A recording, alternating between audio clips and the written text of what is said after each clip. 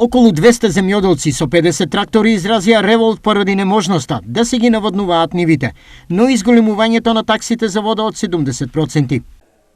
Изгореа 50-60% пченки, детелини, некнато е те малку трисаата водата, обеќаната, ние правиме спогодба меѓу АДЕТО, Скопје, водостопанство и Сдружение на водокорисници, правиме спогодба со печати, да во четврток вечер вода да ни дое,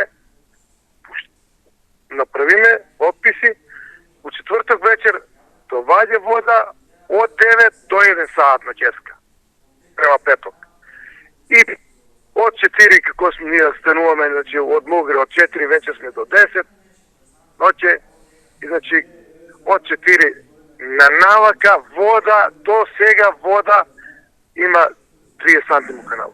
Крвните чекори идеме до ќе одеме утре пак на иста дестинација со поголем број и ние ќе одеме и до Скопје. Ќе видиме тоа отом потом, али се што правиме ние готово, ние гореме секој ден. Гореме како подвршник сме и значи катастрофа е. Не знам што ќе се деси со нас. Оно се деси, ама тоа е.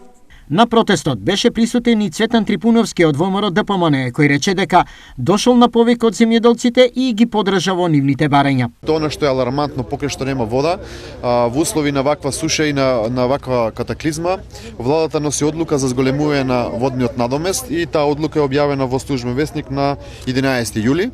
Во оваа одлука на цела територија на Република Македонија се зголемува водниот надомест во просек за 70%. Тоа значи дека овие земјоделци, покрај тоа што го изгубиле својот род, на крајот од годината ќе треба да платат за 70% повисоки сметки. Ова е крајно неодговорно, затоа го повикувам и министерот и целата влада, уште веднаш да се направи план, да се пушти и да се спаси она што остана да се спаси на овие полиња, дополнително да се ослободат овие земјоделци од воден надомест за 2023, затоа што штетата е неминовна.